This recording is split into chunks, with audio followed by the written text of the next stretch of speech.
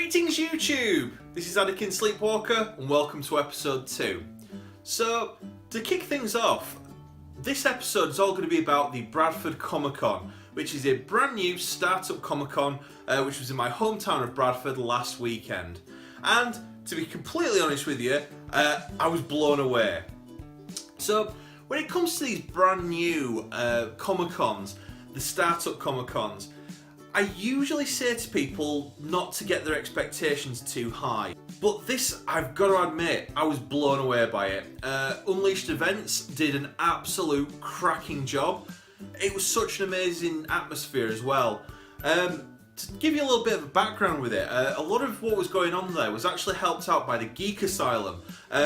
If you haven't done so already, check out the link in the bottom of my feed there, because the Geek Asylum's got 15,000 plus strong members of geeks, cosplayers, who really banded together and made this event worth it. I cannot stress more, join the asylum, become an inmate. So what happened? Well, when I got there, it was at the Valley Parade Stadium in Bradford, which is where the football team play, or soccer if you're from across the pond. So I turned up. I actually overslept. I was planning on doing a little bit of filming in the queue before we actually started, and yeah, I misread what it said on the ticket. It was a 10 AM start if you had pre-ordered your ticket, which I had. However, all of the posters and all the Facebook feeds said 11 AM. So when I turned up, I only had about 3 or 4 minutes in the line. Now the line wasn't very big, so that I thought was going to mean that it was going to be a very, very small, very, very uncrowded event. Boy, was I wrong, and that's a good thing. So yeah, we turned up. I went for a walk around the stalls when we were let in. Now, fortunately, the guys were really sort of prompt on letting us in on time, because the weather was horrendous that day. It was snowing, it was windy, it was -2 out. It was pretty miserable outdoors. So yeah, they let us in and we had a wander around the stalls. Now, at first, when I looked around, I thought this is a very small venue. Then I realised that it's actually split out over 2 rooms with like an adjoining room between them. So actually it was quite a nice size for a lot of these events. There was probably in the first room maybe 10 or 15 stalls, including the 3 special guests, who were Colin Baker of Doctor Who fame, the amazing Mel Pickup, who I'll get onto in just a few minutes, and also Jeremy Bullock, who is the legendary Boba Fett. He was the guy in the suit, not to be mistaken by the guy who did the voice, who unfortunately passed away not so long since, an Australian chap. So yeah, so went for a wander around, and I also bumped into the guys at the Geek Asylum who were in that first room, and they spent ages chatting to me. They were really passionate. It was just amazing. I cannot stress enough, join the Geek Asylum. I hope that's enough plugging for you guys at Geek Asylum there, because there's going to be plenty more to come. So I scoped out the food. Now, I have said previously to anyone, never buy convention food. It's really, really expensive. And I was right. I forgot to eat because I overslept, and I ended up spending £4.50 on a 500ml bottle of Coke and a bag of Skittles. Family bag of Skittles, so swings and roundabouts. But anyway, that was to be expected. It's stadium prices at a convention. The second room had a lot more stalls in there, and there were also some guys advertising a couple of other conventions as well in there. So there was plenty going on. The stalls were really nice and really varied. We had a guy that was selling sort of busts and statues. There were comic stalls. In fact, surprisingly enough, there was only like 1 comic stall, which to me is pretty good because I don't really get into the comic side of things. There were stalls selling sort of Lego. There were a couple of retro gaming stalls. There were, anything you could possibly think of. There was a cosplay craft stall as well, which was really, really good. I didn't unfortunately buy anything from there because, well, of reasons I'll tell you in just a second. So I got settled in quite quickly, and it was brilliant. And then more people started turning up, which was really unexpected. I think, given the size of what I thought this thing was going to be, literally well over 1,000 people turned up. At least that's my perception of it. I may be wrong, but I'm pretty certain over 1,000 people turned up, or at least not at once, but throughout the day, which was, you know, staggering. There was more people, I believe, there than when I went to the Saturday at Showmasters Film and Comic Con in Newcastle at the back end of last year. So there were a lot more people there. Given that there were only a few guests and, you know, it wasn't massively advertised online like a lot of the MCM and Showmasters stuff is. So it was brilliant. On top of that, like I say, I got some autographs. I took £50 with me and I spent it pretty much in the first sort of hour. I got my picture taken with and an autograph with the fantastic Jeremy Bulloch. Now, the guy is a legend. I remember growing up as a kid watching Star Wars with my dad on a Sunday afternoon. It was an absolute pleasure to meet him. He was a lovely guy. You know, so nice, so polite. Honestly, the guy's a legend. If you ever get an opportunity to meet him, by all means do so. He's good for a laugh as well. Unfortunately, I didn't get Colin Baker's autograph because unfortunately I'm not a Doctor Who fan and I just couldn't quite bring myself to spending £10 or £15 on an autograph. Can't remember how much it was because I didn't actually buy it. And then I got speaking to Mel Pickup. Now, Mel Pickup is lovely. So, Mel Pickup plays Athgar Heese in Star Wars Force Awakens. Now, you're probably wondering, Athgar Heese, was that a speaking role? Who is Mel Pickup and who is Athgar Heese? Athgar Heese is a bounty hunter who, on the scene where Rey is offered to have BB-8 purchased from her by Uthgar Plut, Mel Pickup plays the bounty hunter, Athgar Heese, who is 2 in line behind her.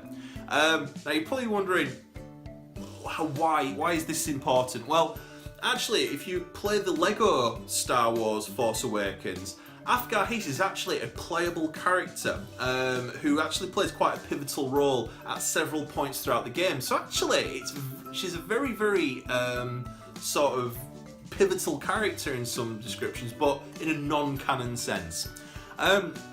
So yeah, I got speaking to Mel and she's brilliant. She is absolutely balmy in a fantastically awesome way.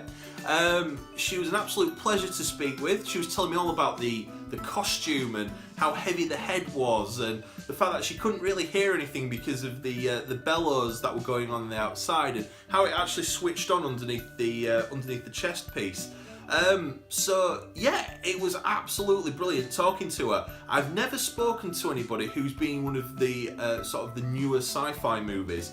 A lot of the people I've spoken to in the past, such as Michael Biehn and Vincenzo Nicolai, they've all been in sort of these big sci-fi films, but going back to the 80s and early 90s. So it was a nice change hearing from Mel that not much has changed in those senses, except for the fact that it was filmed in the middle of the desert in 46-degree heat. So hats off to you, Mel, fantastic. I also got a chance to speak to Mel about what's going on in the future as well. So yeah, Mel's actually now moved over from the Emirates, where she's been living, and has set up a stall, and she does pop art and various cushions and things like that. And they are fantastic. I am, by the way, when I get paid, Mel, going to be spending a lot of money at your stall. So after speaking to Mel and various other people, I actually took the Super Sour Sweetie Challenge for the Geek Asylum. And if you go to my Facebook page, which again you'll find below, you'll find me suffering horrendously at the hands of the guys at the Geek Asylum. Now, I did say there were a couple of drawbacks to this event, and I'm just going to detail a couple of them now for you. So, first of all, because it was such a huge success, I don't think anybody expected that, and the room was quite small. or the rooms were quite small, and therefore it got very, very, very cramped and very, very, very hot.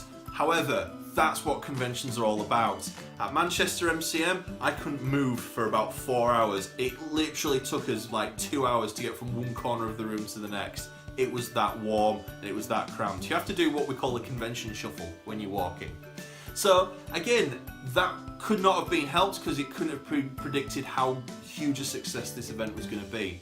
And the second issue that we kind of had was that there weren't any cash points. Now, when you turn up to conventions, there's normally the biggest queues are for the toilets or for the cash points. Unfortunately, the nearest cash point was sort of maybe a 3 or 4 minute walk up the road. Normally, not a problem, except for the fact that, well, one, we were in Bradford. I'm not a massive fan of Manningham, which is where the event was held, so I wasn't particularly willing to walk up the road and back again with cash. But everyone to their own. And the second reason was it was cold, wet, windy and snowing at the time as well. In the middle of summer I might have gone out, got some more cash and come back again. But ultimately that couldn't have been helped either. That was more of an issue with the venue rather than the way that the place is actually being run. Again, I cannot emphasise, guys, if you're watching and you're from Unleashed events, well done. I mean, absolutely well done. I don't think that Showmasters could have done it any better, or MCM. It was done perfectly. Absolutely perfectly. Guys from the Geek Asylum, cracking job as well. Absolutely brilliant. I thoroughly enjoyed myself. And as far as swag goes, is what I came back with. I got obviously my autographs, which I'm hugely proud of. I'm absolutely going to treasure them forever. And I'm hopefully at some point going to get my wall of autographs sorted out. At the moment, I've got literally 2 autographs up on the wall and 1 out in the entrance hall. So I'm gradually going to let them take over the house. So yeah, brilliant guys, absolutely brilliant. So now, time for my new favourite part of the show. I'm actually going to be doing some shout-outs. Now, consider I only had one very brief video out, and I've done quite a bit on Twitter and Facebook lately, I didn't think I'd get that many sort of people interested in this. So first of all, big shout out to Mel Pickup, who I've been chatting to on Twitter and via the various channels. I am actually proud to say that Addykin Sleepwalker Cosplay was her first follower on Twitter, considering she's only just started using it. So Mel, welcome to the world of social media, and I hope to speak to you a lot more going forward. You're absolutely fantastic and I love you to pieces. Second shout out goes out to Colby Boothman, who again has been retweeting all of my tweets and various comments lately. Now you're probably wondering who Colby is. Colby is actually an actor from Jurassic World, the new Jurassic Park movie, and he's actually quite a pivotal extra in this movie. He was actually the guy that fell into the raptor cage while trying to capture a pig, which then led to Chris Pratt doing his really famous "whoa" with the velociraptors. So Colby, if you're out there, keep up the good work. Now I have had quite a few requests in the last couple of days as well for various tutorials. So what I'm actually going to be doing is on the next video I am going to do a really brief Jane Cobb tutorial. Jane Cobb being from Firefly and of course Serenity. So what we're going to be looking at is how to create a quick, easy and effective Jane Cobb cosplay on a budget. I say on a budget, I've just gone and blown that budget today, but I'll tell you more about that later on. So guys, keep commenting, keep retweeting, check out all my social media and check out the links for the guys in the comments section beneath. I look forward to hearing from you all in the future. This is Addykin Sleepwalker, peace out.